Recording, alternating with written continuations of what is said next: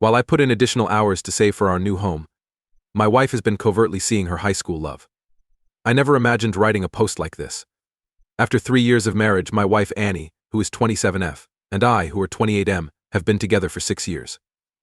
Back in college, we met at a housewarming celebration hosted by a mutual acquaintance. Her sincere laughter and the way she put everyone at her ease drew me in right away. While I was completing my degree in architecture, she was pursuing a degree in psychology. After a year of dating, we found a modest flat close to college and moved in together, and picked up Charlie, our first cat, from the neighborhood shelter. After graduation, our relationship progressed really quickly. Annie began working as a school counselor, and I got a position at a small architecture business. Although I could see her parents weren't quite happy about their daughter marrying someone from the working class, we were married in a lovely ceremony at their lake house. Her mother, Susan, 56F, is from a wealthy family, and her father, Richard, 58M, is a prominent business lawyer. In the meantime, my parents supported me through college by working in factories throughout their lives. For the first several years, everything was fantastic, even with the class discrepancies. We got Luna, another cat, to be Charlie's friend. We began making plans for the future, went on weekend getaways, and had date evenings every Friday. We made the decision to begin saving for our ideal home around 8 months ago. We required a sizable down payment because the local real estate market is pricey. To increase our finances, I offered to take on more tasks at work and began working as a freelancer on the weekends.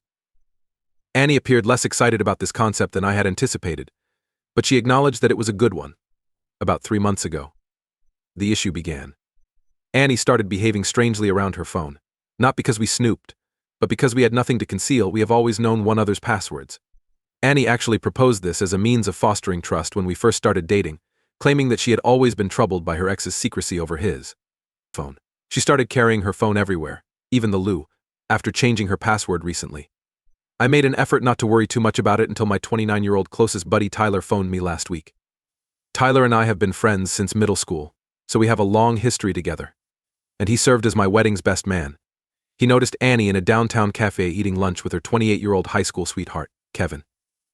Until Annie informed me that she was having lunch with her coworker Maria, 26F, that day, this wouldn't have raised any red flags. Since he attended the same high school as Annie and Kevin, Tyler is aware of Kevin. Before Kevin relocated to London for employment, they dated for 4 years. After 8 years overseas, he just returned to our city. My stomach fell when Tyler said this. Annie had mentioned Kevin's name a couple of times lately, I recalled, mentioning in passing that he was back in the city. One evening, she even showed me his Instagram page, highlighting how different he had become over the years. She was always honest about her previous relationships, and I never felt intimidated by them, so I didn't give it much thought at the time. Regarding the lunch, I addressed Annie. At first, she attempted to refute it, claiming Tyler must have mistaken her for someone else. When I showed her the picture Tyler had taken, she broke down and confessed that she had. I'd been seeing Kevin for the previous 2 months. Tyler had a hunch something wasn't right and took a quick picture. They were just catching up as friends, she said. However, there was something strange about her reasoning. Examined her Instagram direct messages with Kevin that evening while she was taking a shower. I had a gut feeling that something wasn't right, but I knew it wasn't. They had been messaging for months. They began casually enough, exchanging life updates, but over time they became increasingly intimate. They've been talking about how they never had real closure because he had to relocate so abruptly, and they've been reminiscing about their prom night, their first kiss, and their previous relationship. The fact that I've been killing myself by working 60 to 70-hour weeks in order to save for our future is what hurts the most. Due to a major freelancing job, I had to miss my nephew's first birthday celebration last month, as well as family meals and friends' birthdays. She has been meeting up with her ex during my absence. I found out yesterday that Annie's parents were aware of these encounters. Kevin, who attended an Ivy League university, has a comparable background to their own, and is currently employed in investment banking, has always been liked by them. They reportedly urged Annie to make amends with Kevin, claiming that doing so would enable her to move on. Throughout our relationship, these are the same individuals that subtly made fun of my upbringing and work choice. I've temporarily taken up residence in our spare bedroom. Annie is weeping and accusing me of overreacting as she follows me around the flat. She promises to show me all of their communications and insists that nothing physical ever transpired between them. I feel as like the trust has already been betrayed, even though she claims she would stop communicating with Kevin if I request it. She has been altering her tale about how frequently they met and removing communications. Charlie has been hiding beneath the bed because he senses the stress, and Luna continues meowing at the spare bedroom door at night. We are planning a large family holiday for Christmas. We have already made a deposit because both of our families are staying at a lake home. Annie's sister and her children are scheduled to arrive by plane from California. I don't know what to do, and everything is a mess. Update 1. Since my last post, which was 3 weeks ago, everything I've learned has made things worse. Upon reading the comments from everyone urging me to look further, I made the decision to look into our shared cloud storage account. 2 years ago, Annie and I put this up so that we could exchange documents and pictures. I was physically ill after discovering what I did. Numerous pictures showed Annie and Kevin together at restaurants, parks, museums, and even at a Jack Johnson show 3 weeks prior. I was especially affected by the concert since Annie informed me that she was going with Maria, and I was unable to go because I was working late on a project that would have covered a portion of the down payment for our house. They had been meeting at least twice a week for the past 3 months, not 2 as she first said, according to the timestamps on these pictures. The way they stared at one another in the pictures told me all I needed to know, even if there was no improper kissing or touching. In one picture, Annie was wearing the outfit I got her on our most recent anniversary, and they were at a rooftop bar downtown. She informed me that because it was too expensive for our typical date evenings, she had never worn it. I showed Annie the screenshots I had taken of everything. Her tale was different this time. After the show, she acknowledged that they shared a kiss, but she said it didn't continue. She attempted to turn the tables on me by claiming that my lengthy work hours had made her feel abandoned and alone. She mentioned that we haven't had a formal date night in months, and that I was working on a big project when I missed her cousin's wedding last month. We both agreed that I was working these hours for our future, so I reminded her of that. She was right there with me when we came up with the plan, and we had a set savings target for the down payment on the house. We even hung the adorable savings chart she created on our refrigerator. She was now blaming my commitment to our future for her treachery. What I discovered from Maria yesterday just made matters worse. She appeared uneasy when I ran into her in the coffee shop close to Annie's school. She eventually acknowledged that Annie had been arriving at work early on Fridays for the previous 2 months, citing doctor's appointments. Maria only confided in me out of remorse. If I ever phoned the school to check for her, Annie had apparently urged her to cover. Additionally, I found out that 2 months ago, Annie created another bank account. Rather than utilizing our joint account for home savings, she has been placing a portion of her paycheck there. She told me that she was saving money so that when we hit our house down payment target, she would surprise me with a trip. However, the account statement revealed several expenses from pubs and restaurants on the days she was allegedly working late. Annie isn't aware yet, but yesterday I spoke with a divorce attorney. Despite the fact that we reside in a no-fault state, the lawyer told me to collect all financial records and proof of her adultery. I can't bear to leave Charlie behind, so I've started looking for apartments, concentrating on those that allow pets. Managing our families has been the most difficult aspect. Every day, my mother has been phoning Annie to attempt to figure out what went wrong. My dad taught Annie how to drive manual shift last summer, and my mom taught her how to prepare our family's secret lasagna recipe. My parents treated Annie like their own daughter. They're inconsolable. Her parents continue to justify her behavior in the interim.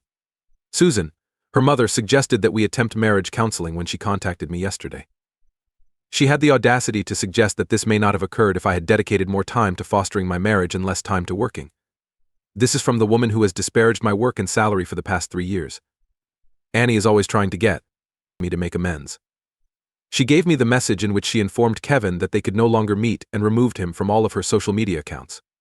However, after she got home last night, I watched her sit in her car in the parking lot for an hour, most likely chatting to him. Her eyes were stained with tears when she eventually approached the flat. I can't take being in the flat with her, so I've started staying late at work. The stress seems to be confusing our kitties. While Luna spends most of her time in Annie's room, Charlie follows me throughout the house. Annie's sister is constantly texting me to inquire about the situation, and the Christmas vacation deposit is non-refundable. None of them have gotten a response from me. Second update: 2 months have passed since my first post, and everything has totally collapsed. Last week, I moved into a modest but respectable flat close to my workplace. It was a cruel decision for the cats. Annie retained Luna, and I took Charlie. Even though we decided this based on which cat was more attached to each of us, it was still painful to see them part ways after 3 years of dating.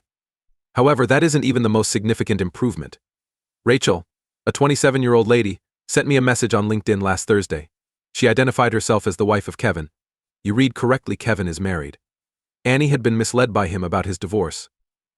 Rachel decided to find me after seeing their chats on their shared iPad at home. The next day, Rachel and I went out for coffee. She showed me screenshots of conversations between Annie and Kevin that were much older than I was aware of. Since Kevin initially returned to the city, they had apparently been in communication for about 6 months.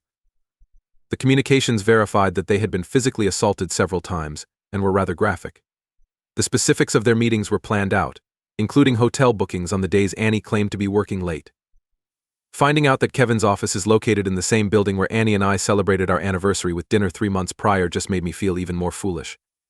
Annie had recommended that eatery, saying she had heard positive things about it. I now question if she had any intention of seeing him that evening. The events that transpired with Rachel were unbelievable. She informed me that Kevin had been acting strangely recently, staying late at work, and starting arguments over trivial matters. At first, she had assumed he was simply anxious about his new position. He had been strangely possessive of his phone, so she just looked at the iPad. Does that sound familiar? The next day I filed for divorce. Annie eventually lost it and came clean when I confronted her with this knowledge.